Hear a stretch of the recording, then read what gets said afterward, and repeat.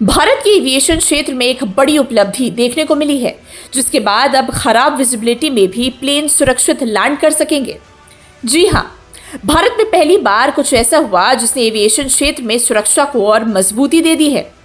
दरअसल पहली बार किसी बड़े कमर्शियल जेट को ग्राउंड से रेडियो सिग्नल भेजे बिना सीधे सैटेलाइट सिग्नल्स की मदद से सुरक्षित उतारने का सफल ट्रायल कर लिया गया है। एविएशन नियामक डीजीसीए की देखरेख में 27 जून को इंडिगो एयरलाइंस के एयरबस A320 विमान ने स्वदेशी गगन नेविगेशन सिस्टम का इस्तेमाल कर यह ऐतिहासिक लैंडिंग की। हालांकि इंडिगो ने 2022 में छोटे ATR विमानों पर इसका परीक्षण किया था, लेकिन बड़े कमर्शियल जेट के साथ देश में यह पहला सफल ट्रायल है। एयरबस A320 की स्वदेशी गगन सैटेलाइट नेविगेशन सिस्टम की मदद से सफलतापूर्वक लैंड हुई।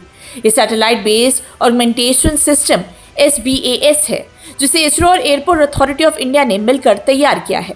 ये पूरी तरीके से स्वदेशी सैटेलाइट नेविगेशन सिस्टम है, जो गगन इसरो के GSAT-8 और GSAT-10 के जरिए GPS के साथ मिलकर काम करता है। GPS के काम को चेक करके गलतियों को पायलट तक पहुंचने से पहले ही सुधार देता है।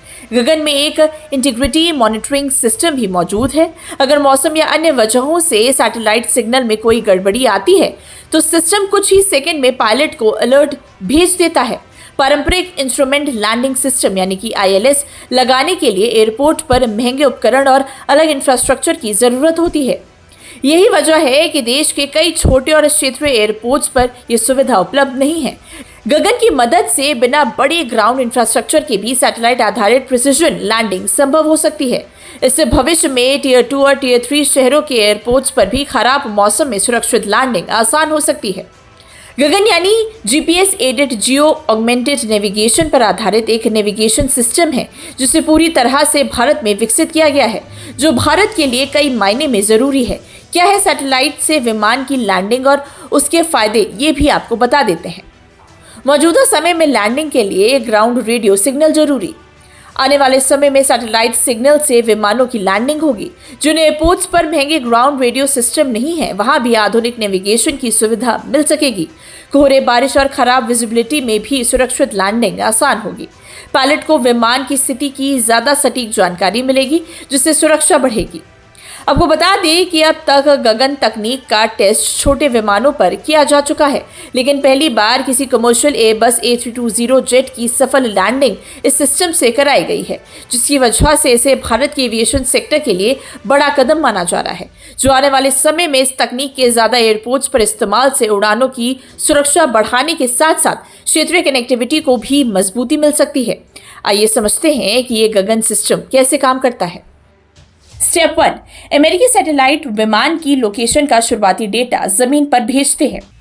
स्टेप 2, ये सेंसेशंस GPS सिग्नल्स को रिसीव करके उसमें मौजूद छोटी से छोटी गड़बड़ी को पकड़ते हैं।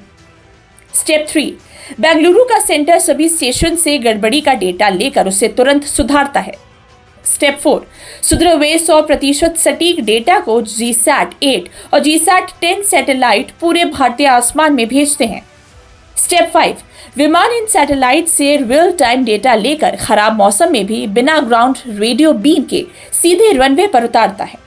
स्वदेशी गगन सिस्टम अपनी कई आधुनिक खूबियों की वजह से विमानन क्षेत्र में बड़ा बदलाव ला सकता है। आइए जानते हैं इसके प्रमुख फीचर्स।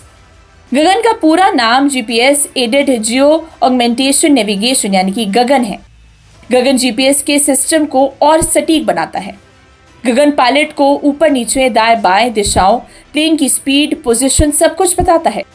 सिग्नल्स में गड़बड़ी होने पर यह पायलट को सिर्फ 6 सेकंड में अलर्ट कर देता है। ये तकनीक बिना भारी एयरपोर्ट उपकरणों के खराब मौसम में सीधी लैंडिंग कराता है।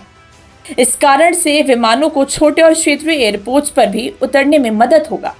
इसका दायरा अफ्रीका से ऑस्ट्रेलिया तक फैला है और वहां के क्षेत्रों में भी मददगार है।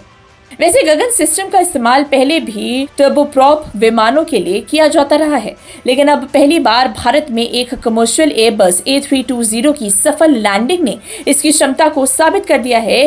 इस उपलब्धि के साथ भारत उन चुनिंदा देशों की कतार में शामिल हो गया है जिनके पास अपना अत्याधुनिक सैटेलाइट आधारित ऑगमेंटेशन सिस्टम SBAS मौजूद है। साथ ही इंडिगो अब इस सैटेलाइट बेस्ड तकनीक को अपने पूरे बेड़े में तेजी से लागू कर रहा है और इस साल के अंत तक लगभग 44 से अधिक satellite guided approach processor publish कर दिए जाएंगे।